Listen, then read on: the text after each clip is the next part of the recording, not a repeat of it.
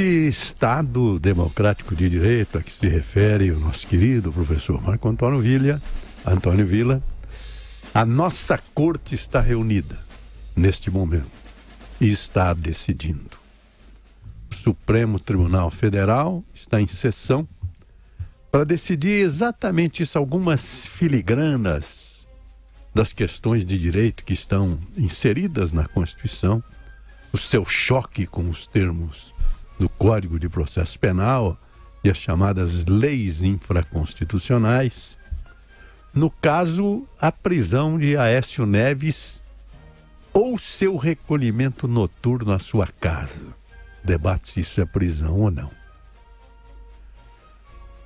A Constituição, que é a matéria-prima do Supremo Tribunal Federal, é o estudo e a análise e a interpretação da Constituição brasileira, declara no seu parágrafo 2º do artigo 53, e é isso que está sendo objeto de debate neste momento, que desde a expedição do diploma, os membros do Congresso Nacional não poderão ser presos salvo em flagrante de crime inafiançável.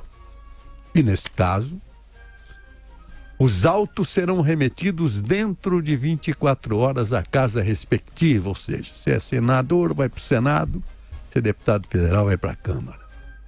Para que, pela maioria de seus membros, a casa resolva sobre a prisão. E o parágrafo 3º do artigo 53 completa isso.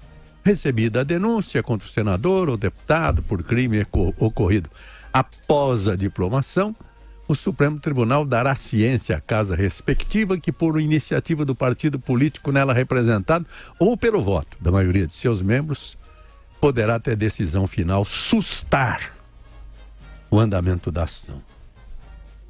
Então, está claro, só em caso de crime inafiançável é que pode um deputado, depois de diplomado, ser preso. Mesmo assim, a prisão será submetida à apreciação do Senado ou da Câmara para que se mantenha ou não.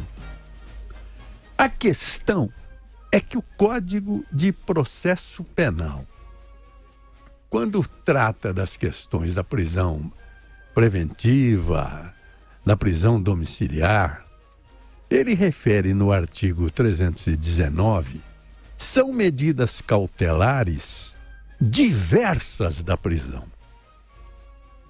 E é aí que a coisa pega.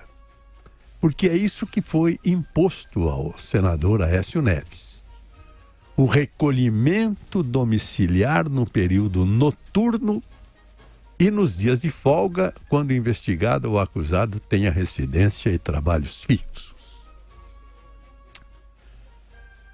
Eu acho que o debate sobre se isso é prisão ou não é um debate errado. E deve ter sido levantada essa questão hoje no julgamento do Supremo Tribunal Federal. Porque essas medidas cautelares diversas da prisão não se referem apenas ao recolhimento noturno, são várias delas.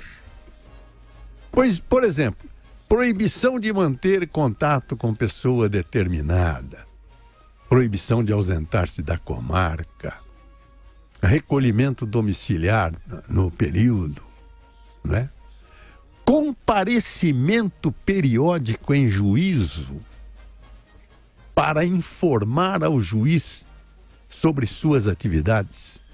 Eu pergunto se pode impor, ainda no período de pesquisa de um processo, e no ato não há nem processo, se pode impor a um senador que ele vai justificar suas atividades sem que haja interferência de um poder no outro poder. Por isso que, sabiamente, a gente sempre fala que a lei é mais sábia que o legislador. A lei fala que, essa lei do Código de Processo Penal, as medidas cautelares previstas neste título deverão ser aplicadas observando. O item 2 é o seguinte: as condições pessoais do indiciado. Então, só se aplicam as medidas cautelares observando-se as condições pessoais do indiciado. Senão, não se aplica. Qual é a condição do indiciado? Ele é senador da República. Simplesmente. Então, ele não pode ser imposta a ele uma medida cautelar para ele explicar ao juiz como é que ele votou.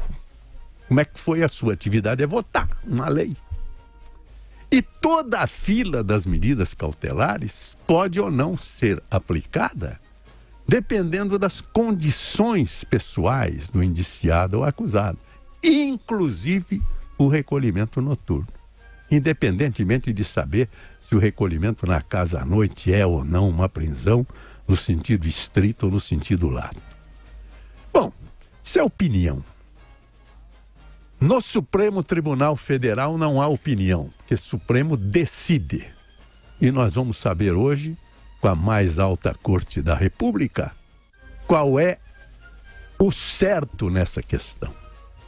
O que tem que haver, está havendo, é o consenso, a paz, a serenidade dos poderes da República. Por isso que na nossa bandeira está escrito ordem e progresso. A ordem é também a ordem jurídica. Bom dia, São Paulo.